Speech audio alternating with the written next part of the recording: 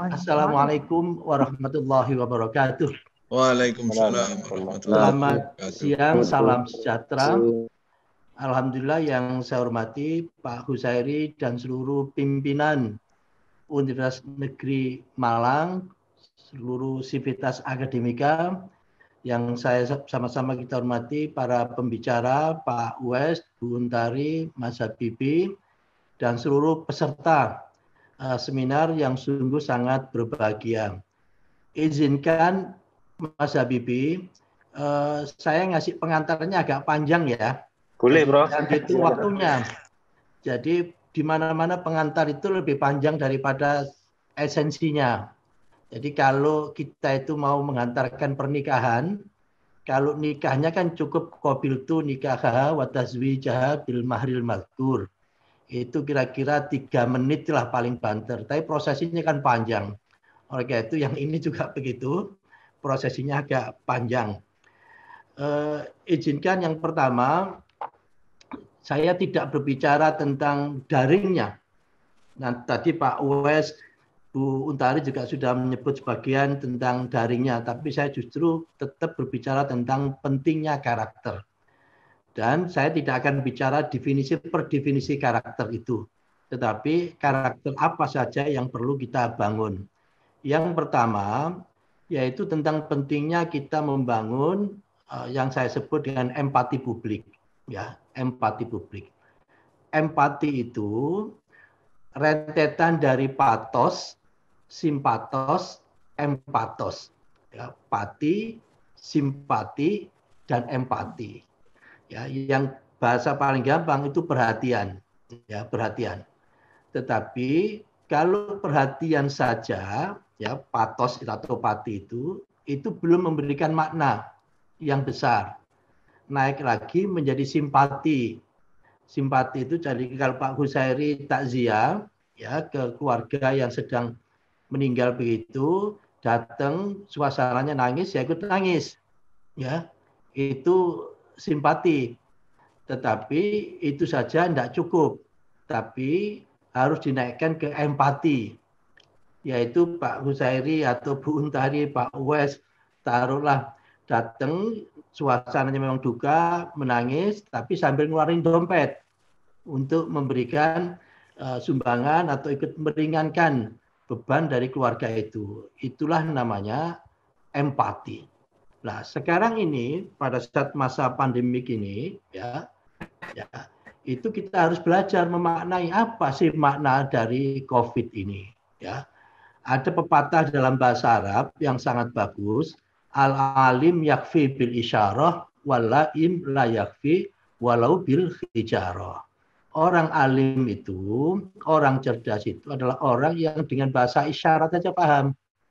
Ya, isyarat saja paham. Tapi orang tidak cerdas, laim itu, ya, dilempar batu pun tidak paham-paham. Ya, itu orang yang tidak cerdas. Nah, COVID ini yang sekarang sedang kita alami, saya kira jauh lebih dahsyat dari lemparan batu. Oleh karena itu, apa ya makna dibalik COVID ini? Panjenengan semua tentu bisa mengambil maknanya sesuai dengan panjenengan, tapi izinkan saya kalau memaknai ya dari COVID ini maknanya kita harus berubah, ya harus berubah. Entah berubahnya itu karena terpaksa atau berubahnya itu karena kesadaran, tidak apa-apa. Yang penting berubah, karena kalau tidak kita habis, musnah gitu. Yang berikutnya lagi, pada saat-saat seperti COVID ini, ya itu yang paling menarik adalah the greatest dangers, ya in time of turbulence, not turbulence itself. Jadi pada saat-saat kita mengalami seperti COVID ini, persoalannya bukan pada COVID-nya itu sendiri, ya itu, tetapi action kita itu dengan menggunakan logika usang, yesterday's logic. Perkaranya perkara baru, logika yang dipakai logika usang, tidak nyambung, gitu. Yang kedua, the true test of leadership is how kita tetap bisa memfungsikan dalam keadaan krisis. Kalau keadaannya normal, itu wajar, ya bisa berfungsi itu. Tapi sejati-jatinya tes itu adalah pada saat krisis ini kita bisa nggak menggerakkan fungsi-fungsi yang memang harus kita gerakkan. Yang ketiga, yaitu sekarang muncul yang namanya panjenengan semua sudah menggemal lah, ada new time, ada new normal. Maka kalau itu new normal, maka pasti ada new need. Ya. Kalau ada new need, maka akan ada new solution. Kalau dalam bahasanya Pak Kusyairi, itu al-mukhafadhatu al-qadimis sholih wal akhdu bil jadidil aslah. Jadi mempertahankan yang lama yang masih baik dan mencari yang baru yang lebih baik. Tetapi ini Bu Untari, saya tidak bisa pakai kaidah ini untuk urusan rumah tangga. Ya, saya tidak berani menggunakan kaidah ini untuk rumah tangga. Jadi mempertahankan yang lama yang masih baik dan mencari yang baru yang lebih baik. Itu saya tidak berani ngeterapkan kaidah ini. Ini untuk non rumah tangga. Ibu-ibu dan bapak sekalian, ini yang sama-sama kita ketahui. Kita itu sekarang sedang naik begini, ya, naik begini. Dan seringkali urusan COVID ini melebihi dari kapasitas layanan kesehatan kita. Oleh karena itu apa? Yang lompatan tinggi ini itu harus kita landaikan. Harus kita landaikan. Supaya apa? Supaya semuanya itu bisa ditangani dengan baik sesuai dengan kapasitas rumah sakit. Ya, kalau enggak, maka nanti akan terjadi mortality rate yang akan semakin tinggi atau fatality rate-nya. Karena apa? Karena banyak yang tidak bisa tertangani dengan baik. Misalkan di Malang, berapa sih jumlah ruang isolasi? Kalau kamar umumnya banyak, tetapi yang ruang isolasi yang memiliki negatif pressure, tekanan negatif, sangat terbatas. Sangat-sangat terbatas. Kita tahu semua, karena ini bab baru. Sebagai gambaran, Rumah Sakit Dr. Sutomo, yang kapasitas totalnya itu 1.500, dia hanya punya awalnya itu tidak lebih dari 10 yang negatif pressure. Ya, yang isolasi yang pakai negatif, tekanan negatif. Baru sekarang dinaikin dan seterusnya. Oleh karena itu ini harus kita ini, sehingga dengan demikian, kita semua itu harus terus meningkatkan sosialisasi kita, ya, kepedulian kita terhadap protokol kesehatan, ya, dan menjaga kesehatan kita sendiri dan selalu berdoa. Ini mutlak. Ini adalah bagian dari karakter yang bisa menumbuhkan tadi itu, ya, publik tadi itu, ya, gitu. Yang berikutnya lagi, ibu-ibu dan bapak sekalian, ini sama-sama kita ketahui. Sekarang semuanya sedang begini, sedang turun, ya, semuanya sedang turun. Tinggal turunnya itu pakai turun seperti huruf V begini, begitu nanti sampai di bottom line langsung semuanya naik. Ini yang terbaik, ya. Tetapi bisa juga kita turun, tidak naik-naik seperti huruf U, ya, seperti huruf U, dia gini terus baru naik, ya. Ini yang berat. Tetapi bisa juga seperti huruf L, turun sampai bottom line asfala safilin begitu, terus tidak naik-naik terus. Ya, ini yang naudzubillah. Oleh karena itu kita semua khususnya perguruan tinggi itu harus berusaha betul agar apa? Agar kalau toh turun memang iya, tetapi begitu turun sampai di bottom line-nya dia harus naik. Oleh karena itu secara umum ibu-ibu dan bapak sekalian, kalau saya diminta apa sih Pak Nu yang Pak Nu dapatkan selama COVID ini, kesimpulan saya yang pertama, keakuan itu runtuh. Ya, aku itu runtuh. Tidak ada apa-apanya aku ini. Apa yang aku ketahui tidak ada apa-apanya dibanding dengan apa yang aku tidak ketahui. Apa yang aku miliki tidak ada apa-apanya dibanding dengan apa yang aku tidak miliki. Oleh karena itu, pelajaran yang paling berharga apa? Kita harus melakukan transformasi. Dari saya menjadi kami menjadi kita.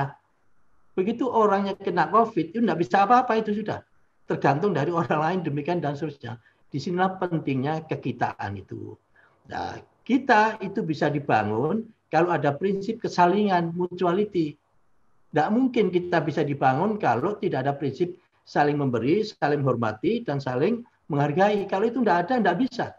Tidak bisa. Nah, jangan sampai negara ini itu kacau, ya.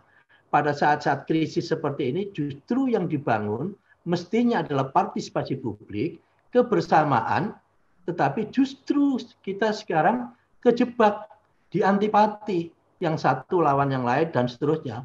Ini justru akan memperparah gitu. Oleh karena itu Kita harus bisa menempatkan diri pada zaman-zaman krisis seperti ini, yang dibangun adalah kebersamaan, bukan perbedaan. Begitu. Yang berikutnya lagi saya kira tadi sudah saya sebutkan. Ibu-ibu dan bapak sekalian, sehingga dari beberapa hal tadi yang contoh itu, pembelajaran karakter yang pertama, kita harus menjadi pembelajar sejati. Ya. Dan pembelajar sejati tadi itu dalam keutuhan kompetensi. Ya, keutuhan kompetensi. Kami mendefinisikan, ibu-ibu dan bapak sekalian, jadi awalnya dulu Bu Untari, saya itu tertarik dengan pendidikan karakter. Ya, awalnya. Oleh karena itu saya lempar isu tentang pendidikan karakter. Tetapi setelah saya pikir-pikir lagi, ya, dengan definisi karakter saat itu, rasanya tidak pas. Ada sesuatu yang hilang. Bahkan saat itu muncul jargon-jargon, Indonesia tidak butuh orang pinter, Indonesia butuh orang jujur. Kan begitu. Baik mana yang pinter dan jujur, semuanya digiring lebih bagus jujur daripada pinter tapi tidak jujur.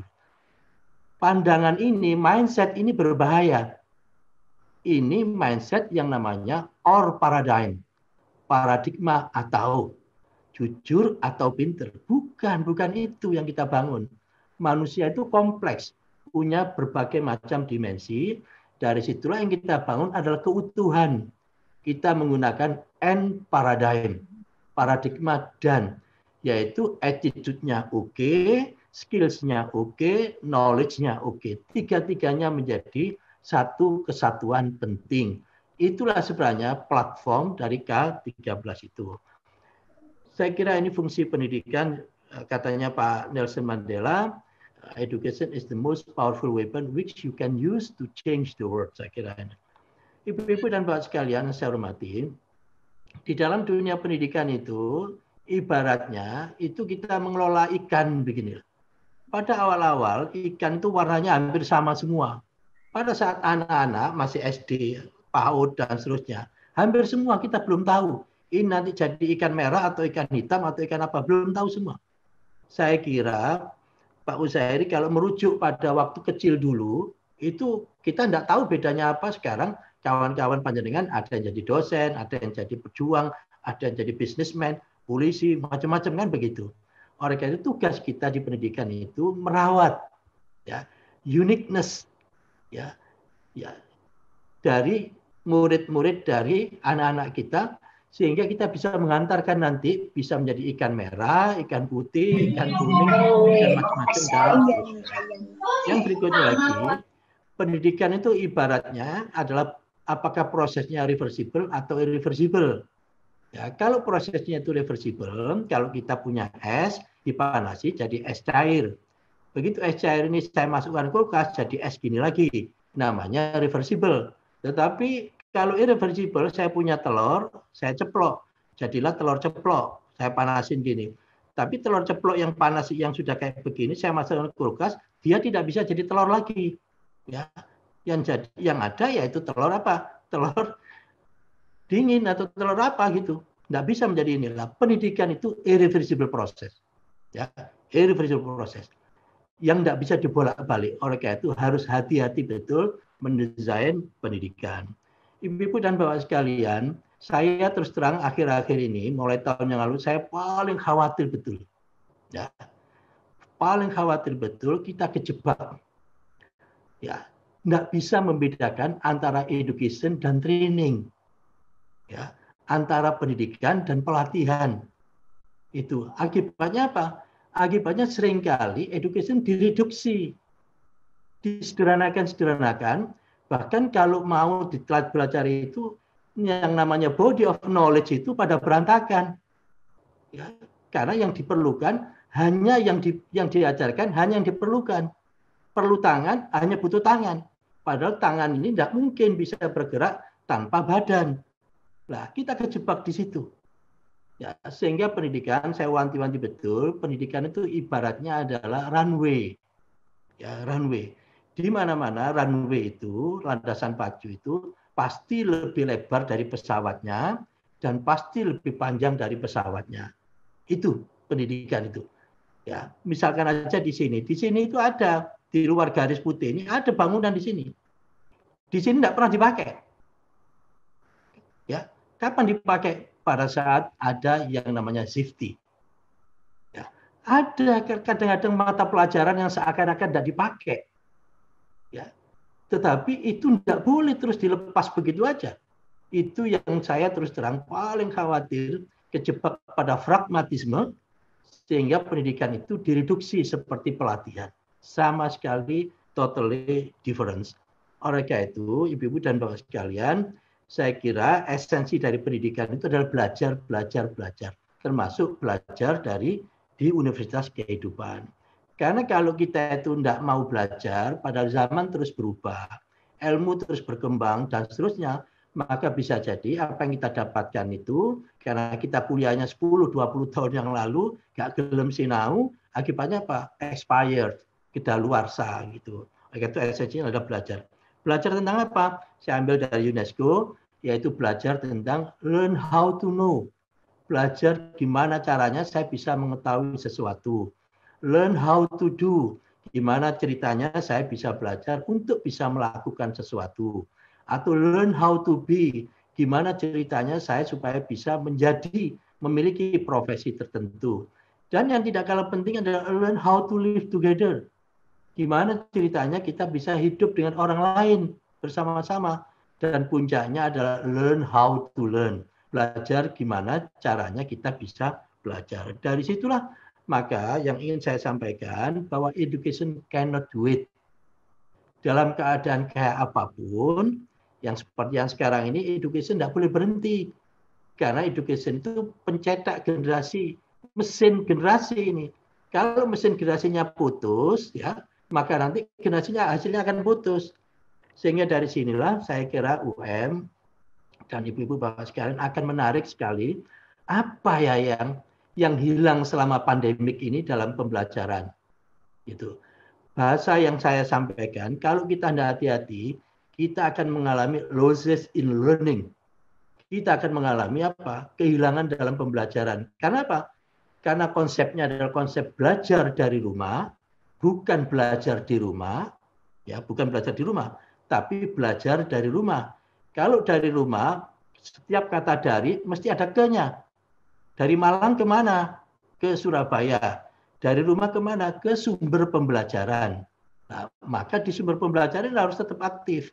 Oleh karena itu, 4 bulan yang lalu, bahkan 5 bulan yang lalu, awal-awal krisis, saya sampaikan kepada Pak Mensesnek, ya, ini polisinya itu belajar dari rumah loh ya, bukan belajar di rumah. Ya. Kalau belajar dari rumah ke sumber pembelajaran pakai apa sampean? Ya kan? Semua sepakat pakai digital infrastructure, ya kan? Itu pakai online. Begitu pakai online, syaratnya ada nggak ini? Ya, infrastrukturnya, ada nggak biaya untuk komunikasi ini dan seterusnya? Dia bisa nggak literasi digitalnya dan seterusnya? Seperti yang Bu Untari sampaikan ada di pelosok-pelosok macam-macam tadi itu. Nah, ini bagian dari yang kita tidak cukup di dalam membuat policy itu belajar dari rumah saja, tidak cukup. Tetapi how to-nya yang lebih bisa menyelesaikan itu. Kalau policy-nya oke, belajar di rumah kalau gitu. Tapi gimana caranya? Tidak diberikan, saya kira berat. Yang kedua, karakter yang ingin kita bangun adalah karakter yang mampu beradaptasi terhadap perubahan. Bahkan bisa menjadi mesin perubahan sendiri anak-anak kita itu. Ini ada pepatah yang sangat bagus, katanya Pak Darwin, it is not the strongest of that survive. Bukan yang paling kuat yang bisa bertahan. Nor the most intelligent, bukan pula yang paling pintar yang bisa bertahan. Tetapi but the one most responsive to change. Tetapi siapapun yang mampu melakukan perubahan. Ini data-datanya pun juga nampak, ya, perubahan-perubahan itu semuanya perubahan semakin cepat. Apalagi teknologi yang paling cepat. Apa diantaranya yang berubah? Yang berubah sekarang yang jelas nampak, yaitu pekerjaan, tempat bekerja, dan pekerja. Ini yang sekarang mengalami berubah. Misalkan tempat bekerja, yang di sini saya workplace ini. Workplace ini semula itu kedekatan fisik atau physical proximity itu menjadi penting. Kalau kita itu enggak, yang satu kerja di sini, yang satu kerja di Malang sana, susah. Ya, itu dulu begitu. Tapi sekarang itu yang namanya physical proximity semakin rendah, tidak mengharuskan lagi, ya semakin rendah. Ini. Yang kedua, pekerjaan yang dulunya itu otomasi levelnya itu paling relatif kecil, sekarang otomasi levelnya tinggi. Yang ketiga, talentanya sekarang semakin tinggi yang dibutuhkan. Nah, oleh karena itu, saya kira perguruan tinggi, khususnya dunia pendidikan pada umumnya, itu harus melakukan transformasi ini. Ya, transformasi ini. Dari yang tadinya pendekatannya physical space, ya, physical space, yaitu kita berada di ruang fisik, tapi sekarang kita diminta untuk berubah ke cyberspace. Tetapi kita belum bisa sepenuhnya berpindah ke cyberspace. Oleh karena itu ada namanya hybrid space. Ada online-nya, juga ada offline-nya. Dikombinasikan itu karena memang belum memungkinkan. Tetapi sekali lagi Ibu-ibu dan Bapak sekalian, tidak usah khawatir. Kita itu selalu ketemu perkara gitu loh. Ya. Tidak ada urip tanpa perkara itu, tidak ada. Dan bahkan kalau kita itu merasa nyaman di suatu tempat, posisi tertentu, kondisi tertentu, saya bilang no way. Ya, no way. Jadi persoalan ini, termasuk saya sebut di situ proyek kemanusiaan, itu mesti kita itu ketemu dengan persoalan. Tetapi yang penting, setiap persoalan tadi itu kita transform menjadi tantangan, ya, tantangan kita transform menjadi peluang, dan peluang kita jadikan sebagai jawaban. Siapa dalam hidupnya ini yang paling banyak memberikan jawaban, dia yang punya SKS paling banyak. Ya. Tetapi siapa yang tidak pernah menjawab persoalan, ya, itu maka dia tidak lulus. Karena SKS-nya setiap mata kuliah tidak ada yang bisa diselesaikan. Itulah. Kalau orang seperti itu, ibu-ibu dan bapak sekalian, nanti bisa panjenengan buktikan, kalau meninggal tidak bisa tersenyum. Karena meninggalnya membawa persoalan. Ibaratnya kalau ada anak ujian di ruang kelas, dikasih soal 10. 1 bisa, 2 bisa, 3 bisa, 5 bisa, 10 bisa. Maka begitu dia keluar dari ruang kelas, ditanya orang gimana sampean, dia tertawa, senyum. Alhamdulillah, saya bisa semua.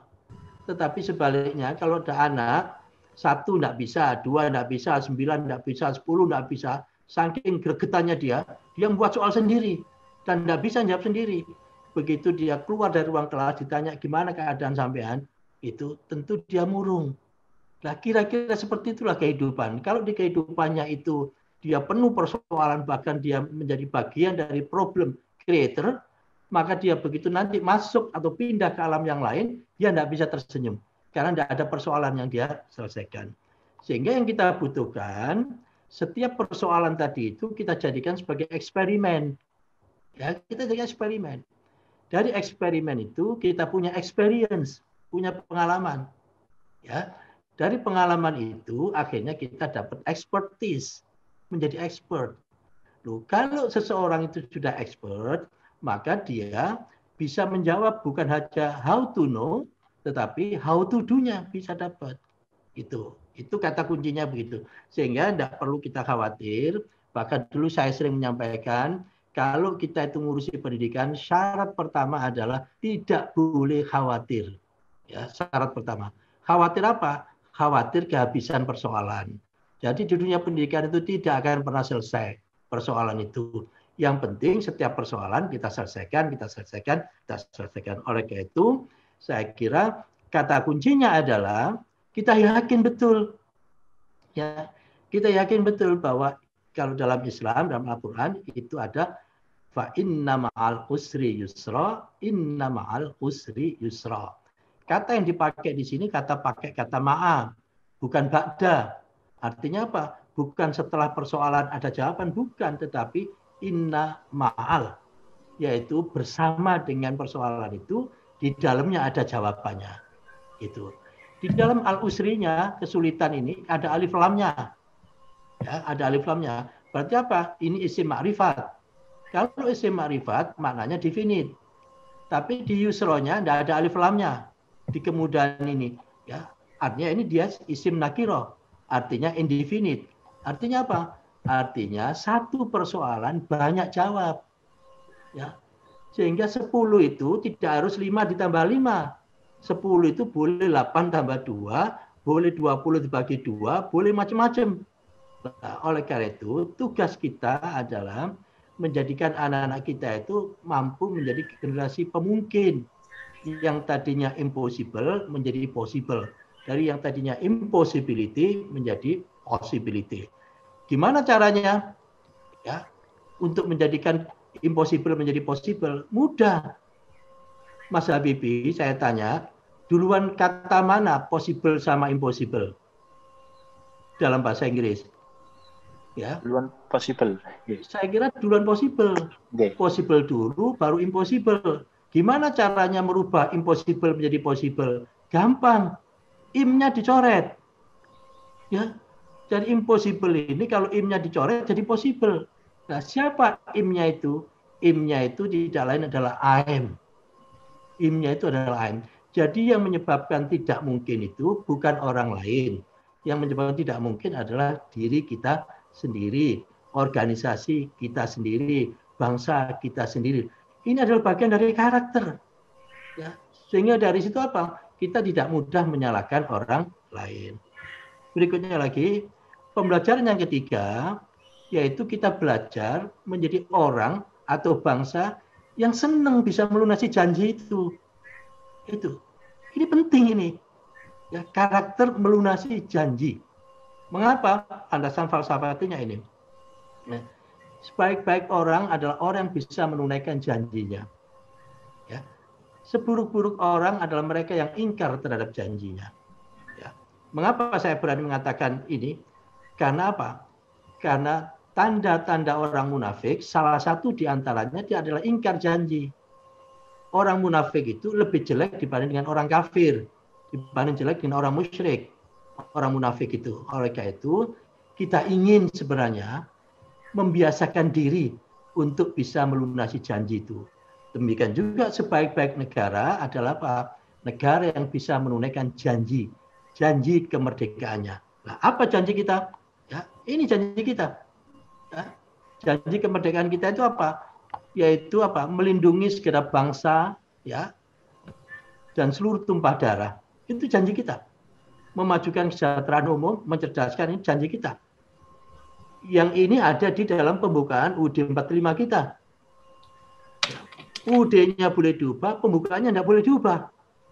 Nah, oleh karena itu kita ingin memanfaatkan momentum, ya, momentum 100 tahun Indonesia merdeka untuk bisa melunasi janji itu. Kenapa pakai 100 tahun? Saya terinspirasi oleh salah satu hadits, innallaha yab'atsu li hadhil ummah ala ra'si kulli mi'atin sanatin may yujaddidulaha dinaha.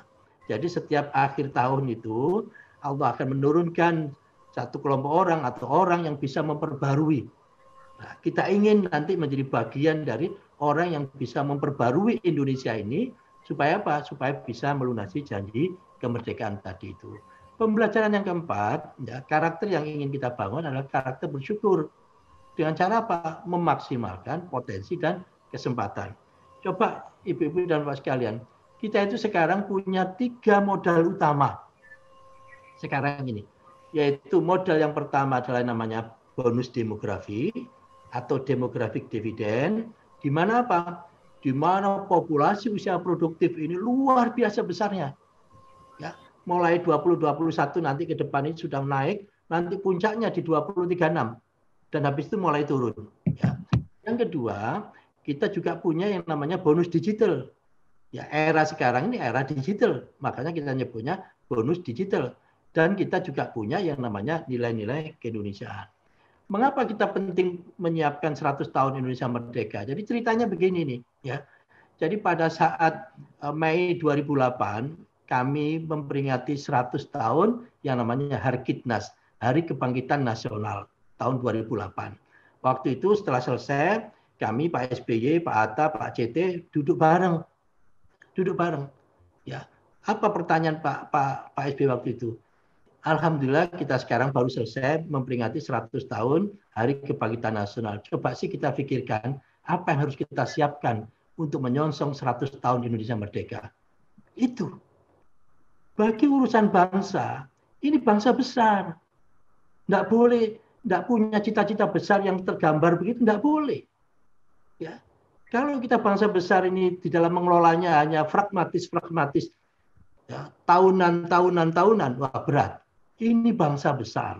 Oleh karena itu harus kita punya skala besar di dalam merencanakan membangun itu.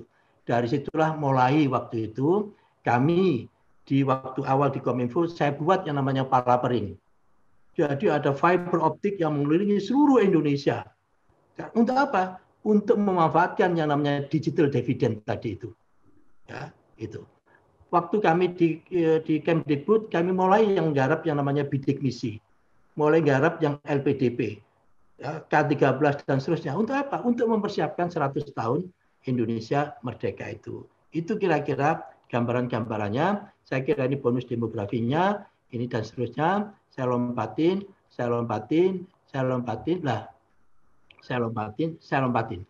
Jadi gini, Ibu-ibu dan Bapak sekalian, kita itu sekarang lebih sering terjebak ya pada ini aja, pada kecerdasan yang bersumber pada manusia, yaitu IQ, EQ, SQ. Ini yang didorong, ya, IQ, EQ, SQ. Padahal tidak hanya itu, tidak hanya yang ini kecerdasan yang bersumber pada manusia, tetapi juga ada kecerdasan yang bersumber pada teknologi digital. Itulah yang namanya digital quotient, kecerdasan digital itu. Sehingga yang harus kita lakukan adalah apa?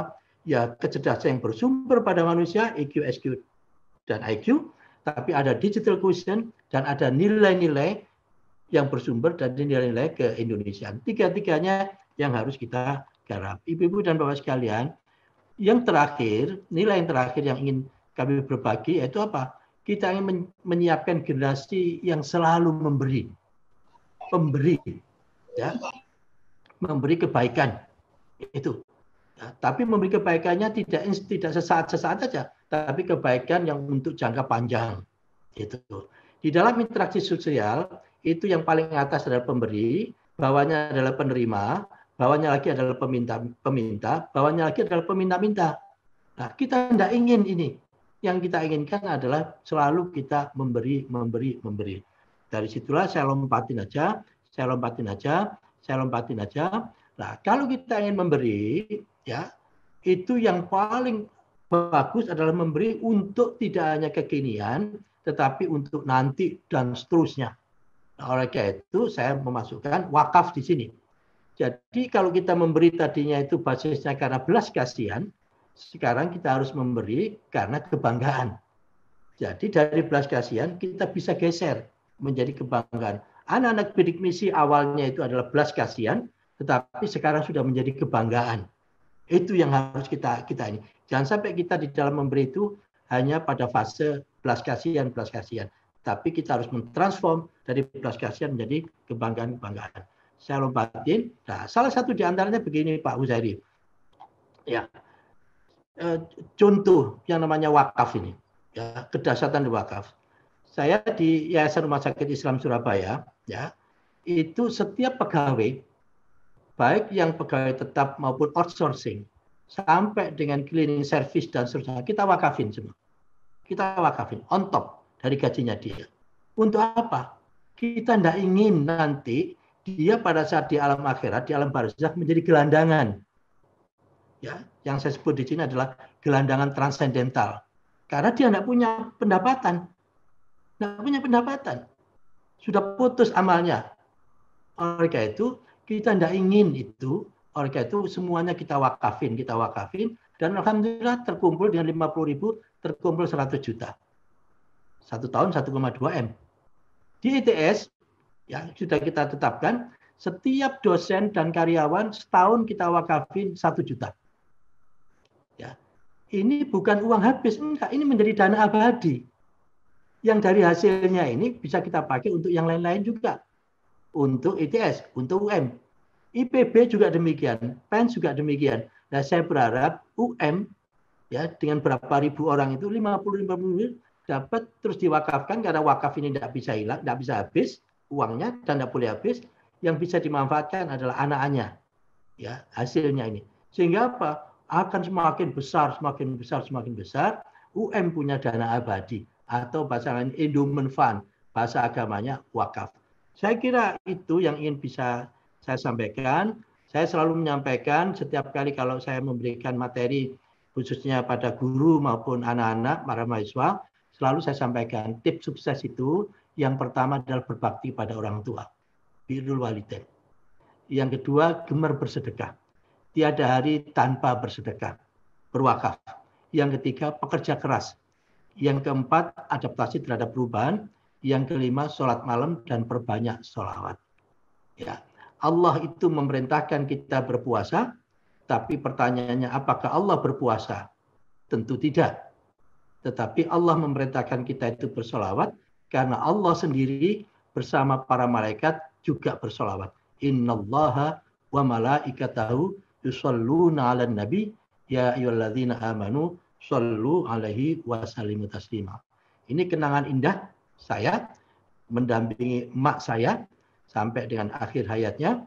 Rasanya memang sedih ditinggal orang tua, tetapi bisa mendampingi, bisa menuntun sampai dengan kalimat-kalimat akhir, saya kira itu adalah kebahagiaan sendiri. Selamat berjuang, sukses selalu, baik yang keluarga UM maupun dunia pendidikan kita secara umum. Mohon maaf kalau ada khilaf, mohon maaf saya memakan waktu agak panjang, Mas Habibie. Terima kasih. Assalamualaikum warahmatullahi wabarakatuh.